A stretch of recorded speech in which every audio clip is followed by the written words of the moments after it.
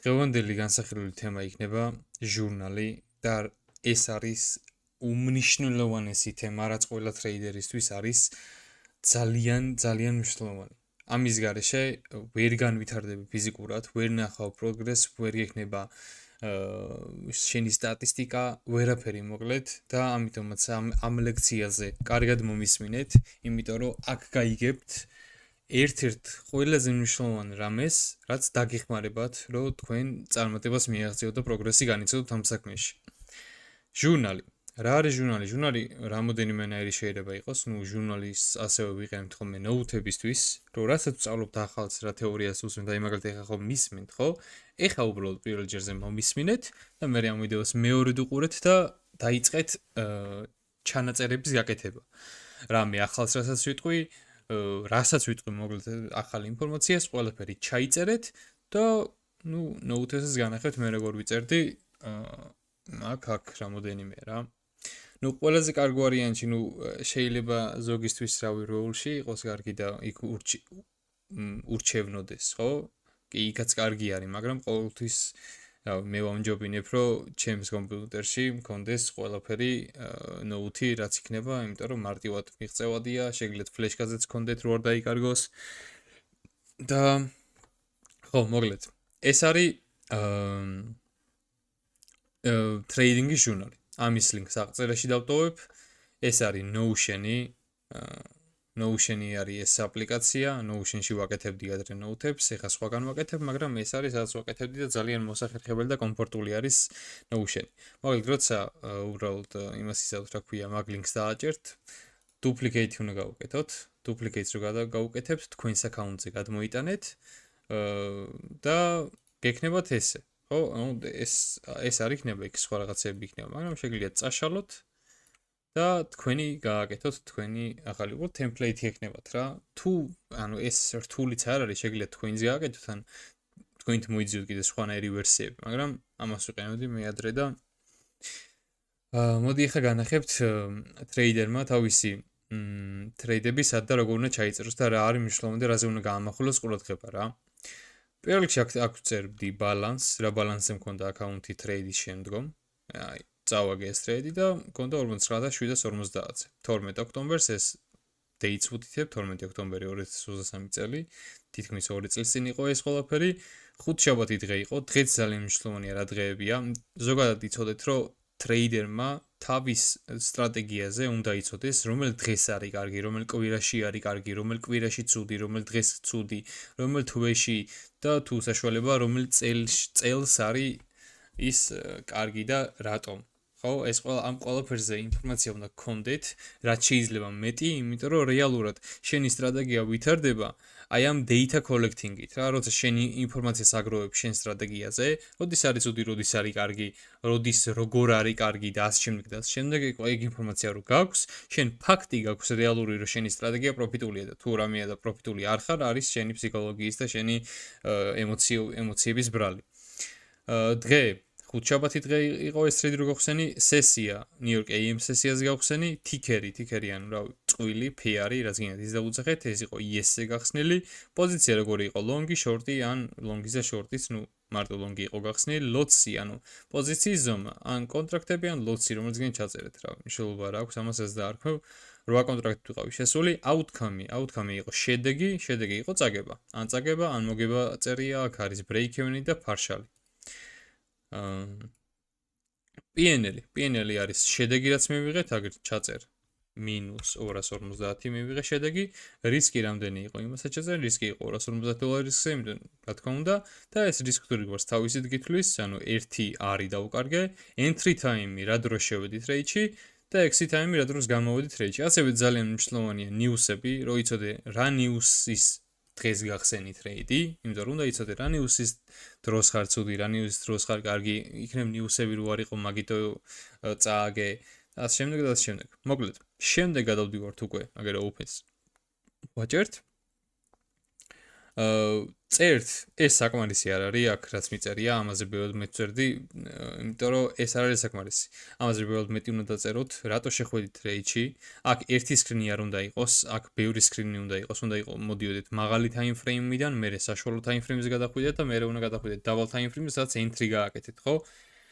ამიტომაც ხო, ბევრად მეტი სკრინი უნდა იყოს, ასევე ბევრად მეტი რაღაც უნდა ჩაწეროთ აქ, ხო? უნდა ჩაწეროთ რატო შეხვედით Rage-ში, რატო გქონდათ ეგ მიმართულება, რატო გქონდათ აქედან ეგ მიმართულება, ნარატივი რატო იყო და ესე ბაიასი ეგ, ანუ ეხლა რა არის და ნარატივი და ბაიასი, მოდი მაგას აგიხსნით, რადგან ეს დამწყების mentorship-ია, მაგას ავხსნი. ბაიასი არის მარკეტზე საით ფიქრობ, რომ მარკეტი წავა და ნარატივი არის საიდან ფიქრობ, რომ მარკეტი მაქეთ წავა, ხო?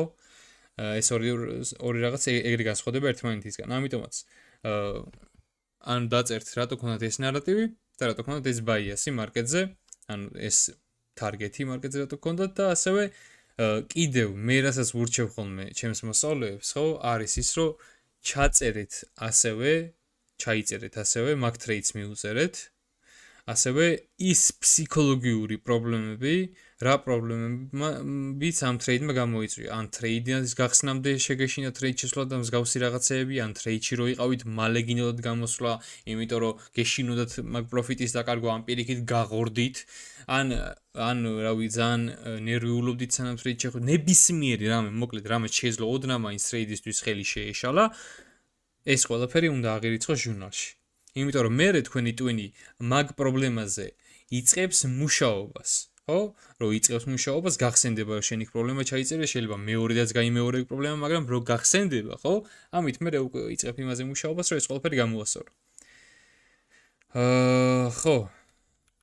ეგ არის და ეგ, რავი, ესე ვიწერდი ხოლმე ტრეიდებს, ორი ტრეიდი წავაგე აქ, ну აქ ცოტა წავაგე, მერე მოვიგე, მერე კიდე მოვიგე, მერე წავაგე, მერე კიდე მოვიგე, partially, კიდე მოვიგე და გევიარე ბოლოს იმა.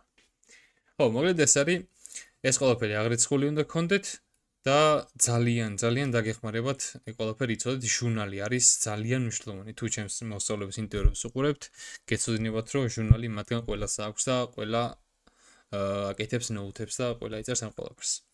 ეხლა რაც შეეხება როგორ ვაკეთებ, როგორ ვანოუთებ, მაგალითად, როცა ვუყურებდი ადრე ICT-ს, ეს არის 2020 წლის mentorship-ის ნოუთები. აღარ ვუყურებ ამას, სულ გზაში შევწყვეტე ამის ყურება, იმიტომ რომ ზოგადად იცოდეთ, რომ იმ დონეზე უნდა მიხვიდეთ მარკეტზე, რომ თქვენი ხედვა გქონდეთ მარკეტზე თქვენი შეხედულება მარკეტისადმი და შემდეგ უკვე ახალი ინფორმაციის მოძიებას, ახალ თეორიას და ახალ რაღაცებს თავი უნდა დაანებოთ, იმიტომ რომ არ არის მეტი იცი და მეტ ფულს შევოლობ ტრეიდინგ შეგეთ რაღაც არ არსებობს რა. და მოკლედ ეხლა გაჩვენებთ თუ როგორ ვანაუთებ ხოლმე ძირითადად რა. მოკლედ დავსკრინავ იმ მომენტს, რა მომენტის უნდა აღწერო, მე ინგლისურად მიწერია, შეგიძლიათ ქართულად დაწეროთ, მაგრამ ტერმინები გირჩევთ რომ ინგლისურად გამოიყენოთ.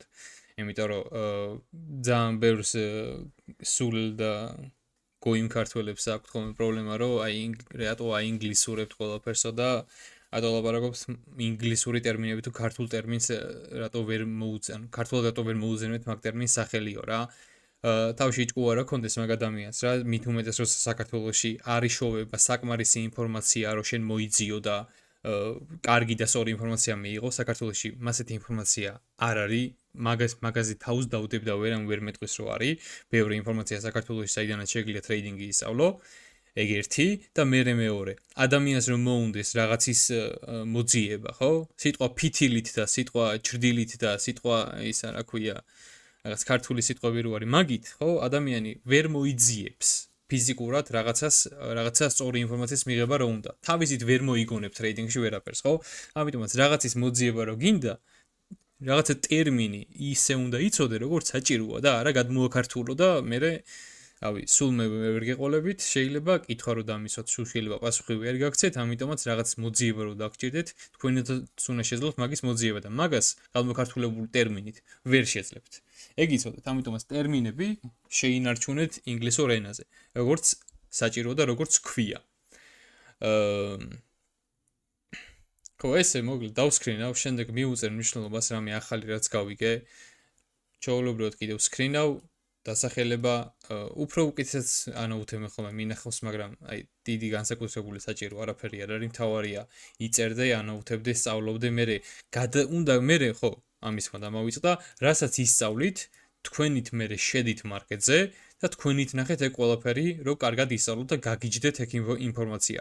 იმიტომ რომ მაგის გარეშე ვერ განვითარდებით რა, მარტო თეორიის ცოდნით, ხო? მარკეტზე ვერ განვითარდებით, უნდა შედიოდეთ მარკეტზე და თქვენით ნახულობდეთ ამ ყველაფერს, რომ რეალურად მარკეტზე პროგრესი განიცადოთ და შედეგი დადოთ. თუ გინდათ რომ შედეგი დადოთ, რა თქმა უნდა, ხო? მაგის გარეშე ვერაფერს ვერ გააკეთებთ. ანუ ეს ნოუთები არაფერს ანიშნავს, თუ ამ ნოუთებს არ იღებთ და ჩარტზე არ გადაგაკ, ხო? მარკეტზე. ნუ ხო, მოკლედ ესე ჩაიწერთ ყველაფერს და ანაუთებთ, მე გადახედავთ ხოლმე, ასევე ტრეიდებს რაც შეეხება ტრეიდებს, ხო? ეს ესე აქ დასაჟანგად არ არის, ხო? თვის ბოლოს, კვირის ბოლოს მიუბრუნდით, გადახედეთ შეცდომები, რა გქონდათ იმაზე იფიქრეთ, რა შეგიძლიათ უკეთ გიქნათ მაგ კვირაში, მაგ თვეში, რა შეგიძლიათ უკეთ გაეკეთებინათ, შეიძლება ნაკლები ტრეიდი აგეღოთ, გინდოდათ, აი შეხედეთ, თან როგორი ინტერვალებია ტრეიდი, შეხედეთ 12-ში გავხსენი 2 ტრეიდი, 13-ში გავხსენი შემდეგ დღეს, მერე 19-ში გავხსენი, მერე 20-ში გავხსენი 2 ტრეიდი, მერე 25-ში გავხსენი, მერე 26-ში გავხსენი, მერე ისე 26-ში გავხსენი, მერე 2 ნოემბერს გავხსენი და მერე 3 ნოემბერს გავიარე აკაუნტი. ხედავთ რა მხოლოდ დაშორება, ყველა დღე ტრეიდი არ ამიღია. ანუ არ არის საჭირო ყველა დღე იტრეიდო და ყველა დღე მარკეტს უყურებდა, იმიტომ რომ ყველა დღე მარკეტი A+ setup-ს არ მოგცემს, ხო? მაღალბუთობიანი მარკეტი სულ ყოველ დღე და კარგ კონდიციაში ვერ იქნება. ამიტომაც უნდა ვისაუბროთ მაგის გაფილტრო, რა თქმა უნდა, გამოცდილებით და ზოგადი წესებით მოდის, ეგ ზოგადი წესები, რა თქმა უნდა ისწავლოთ. მოგიწევთ მაგ ყველაფრის სწავლა თქვენით, რა თქმა უნდა ICT-სგან. დღეისათვის უძლესი იყო ხალხო, მადლობა ყურადღებისთვის და წარმატებულ ტრეიდინგს გისურვებთ.